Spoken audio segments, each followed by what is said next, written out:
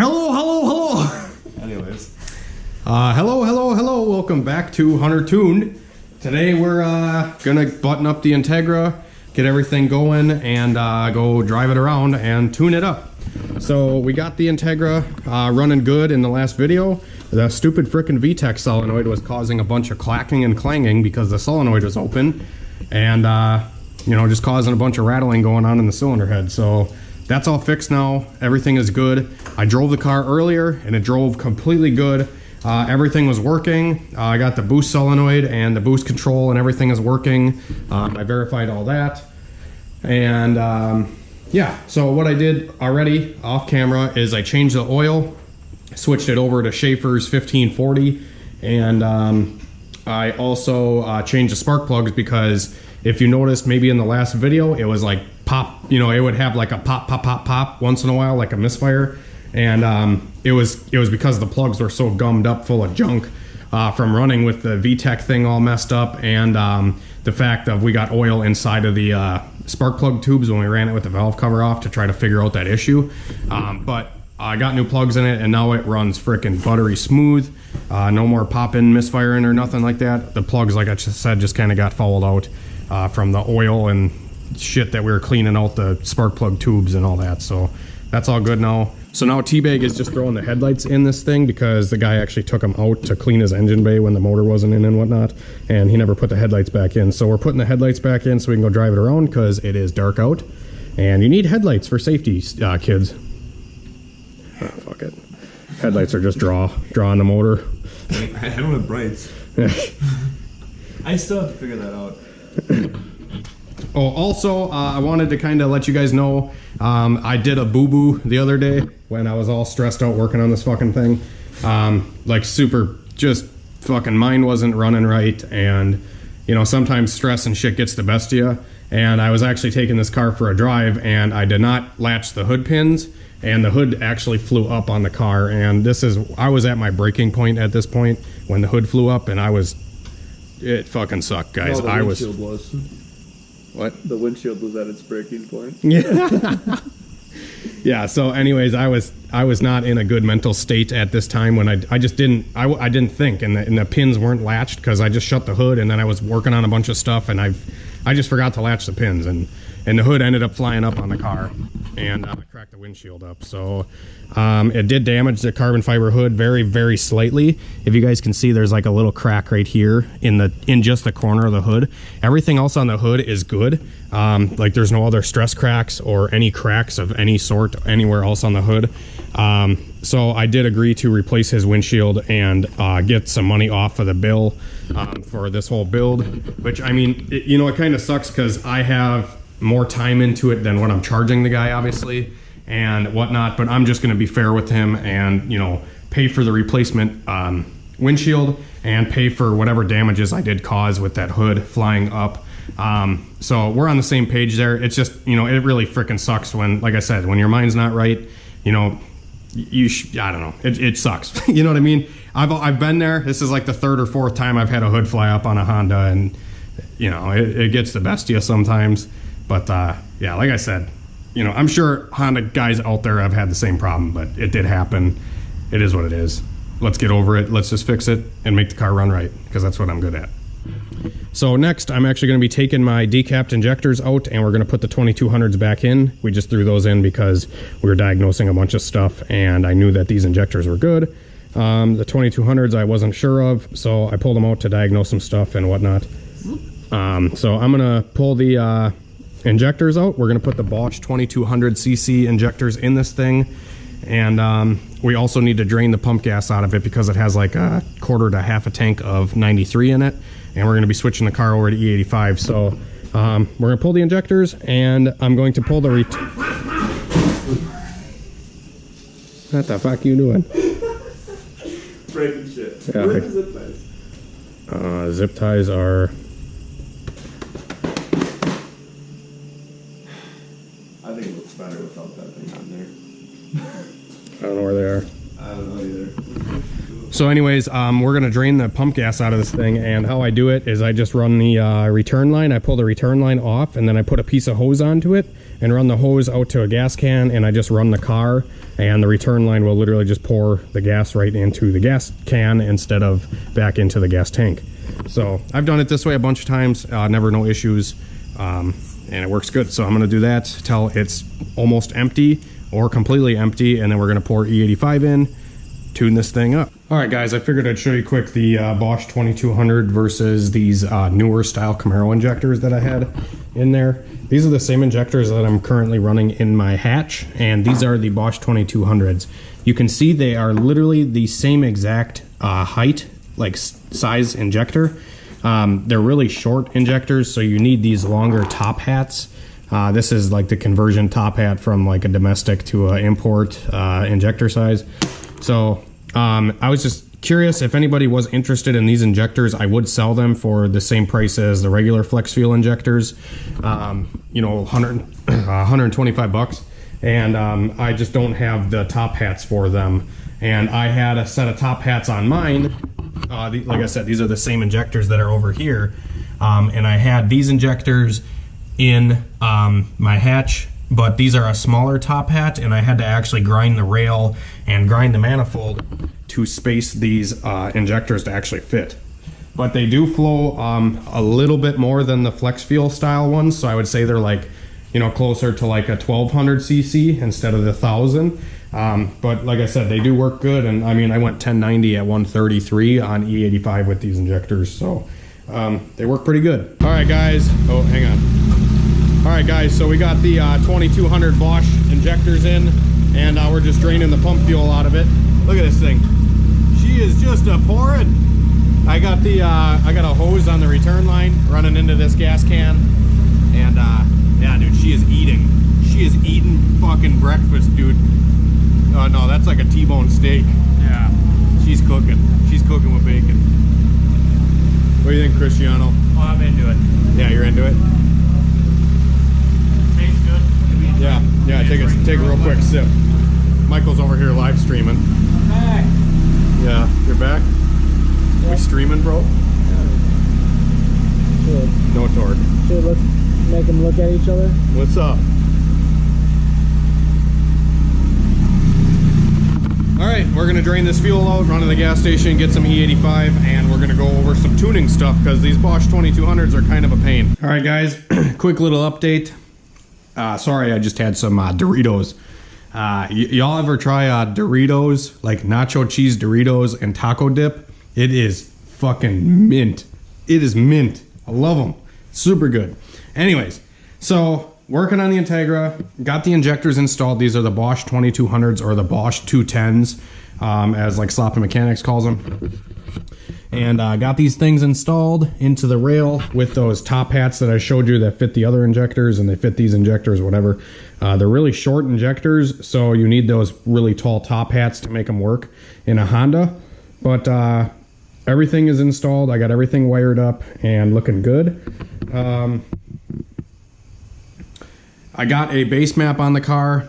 Pretty much just started with a base ITR map, plugged in the map sensor and the injector size, which is 2200, and then the dead times for the injectors, which, I mean, these dead times are all over the internet. You can find them pretty easily. Also, had to compensate for the E85 because we drained out the pump gas and then put in E85. I only put about 10 bucks worth in, and then I'm going to run that out a little bit and then fill it completely up with the 85, and we should be good to make some horsepower.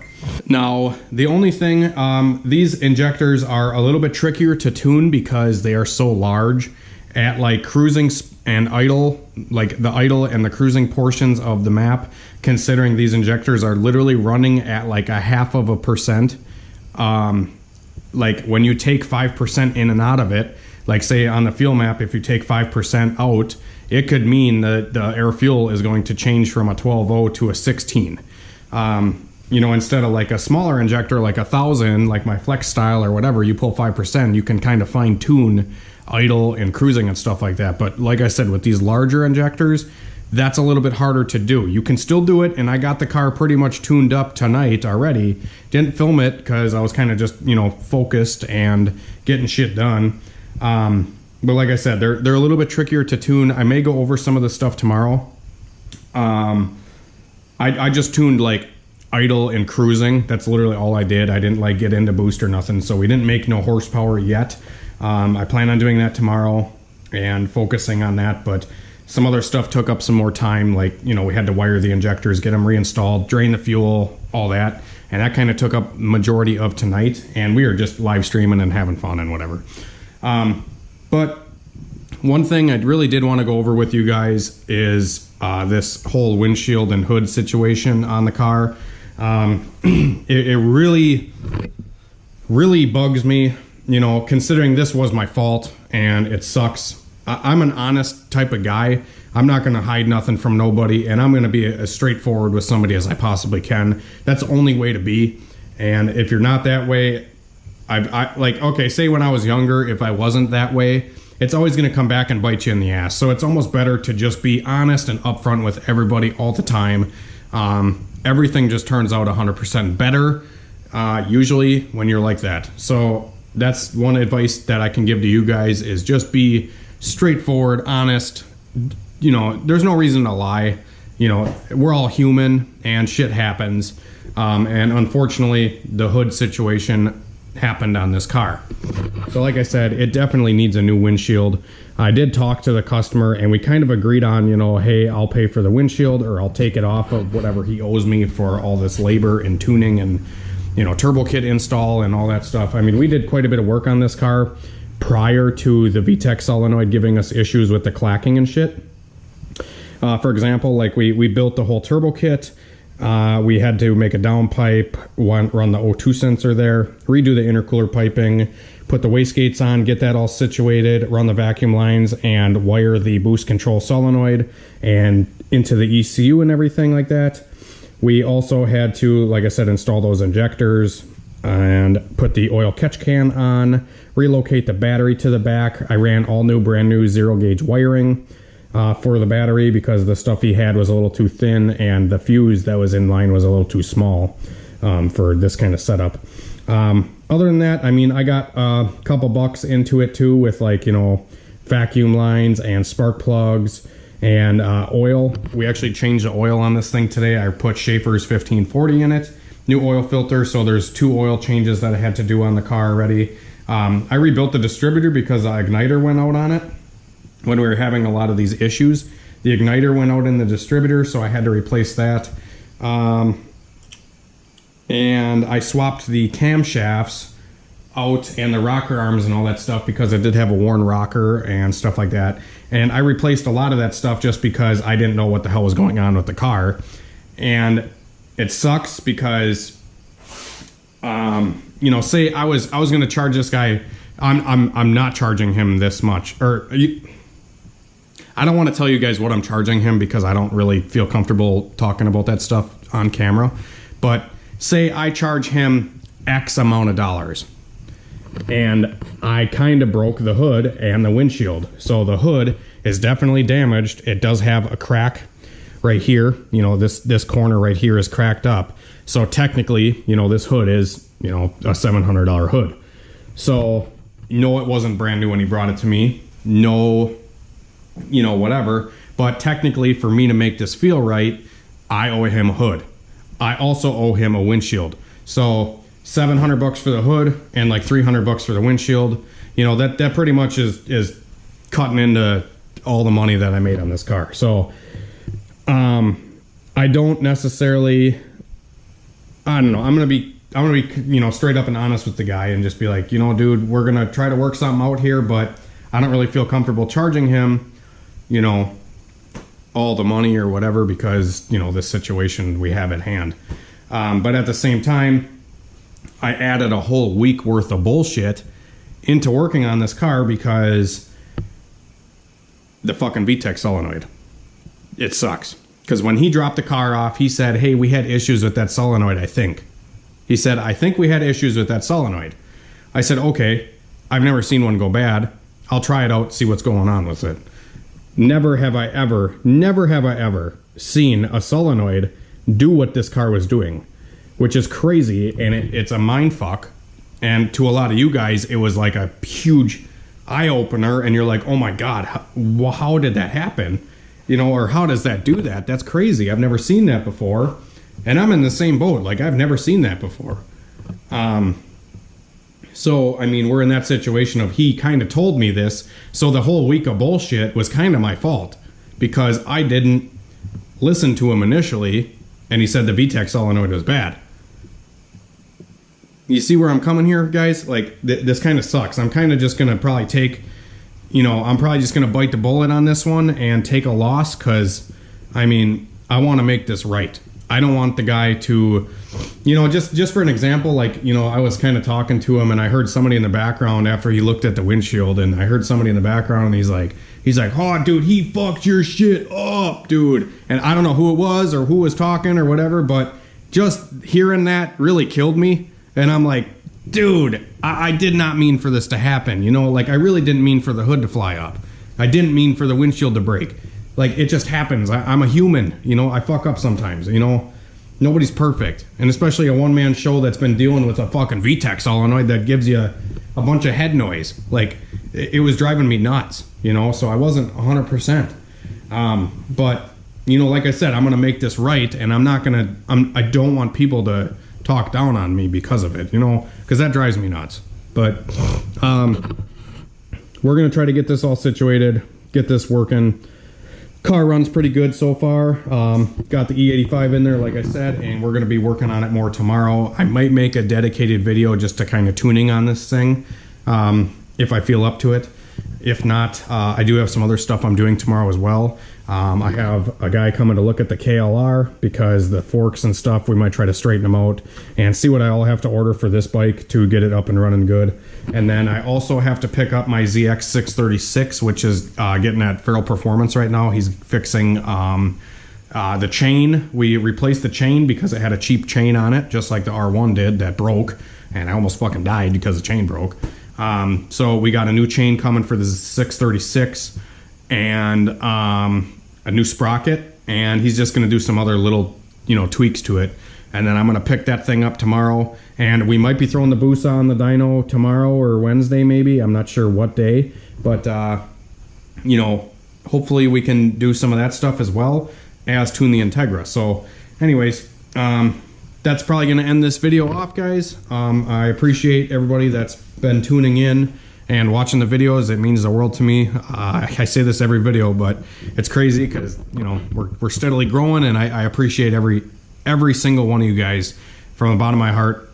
It really means a lot to me. It's crazy the amount of support I've gotten and the support on the website and all the orders and stuff, guys. It is awesome. I can't thank you guys enough. So keep on keeping on, and get out there, go build something, go have some fun. Let me know if you guys need some help, but don't expect me to reply in 2 seconds because a lot of people get mad if I don't. Anyways, have a good night, guys.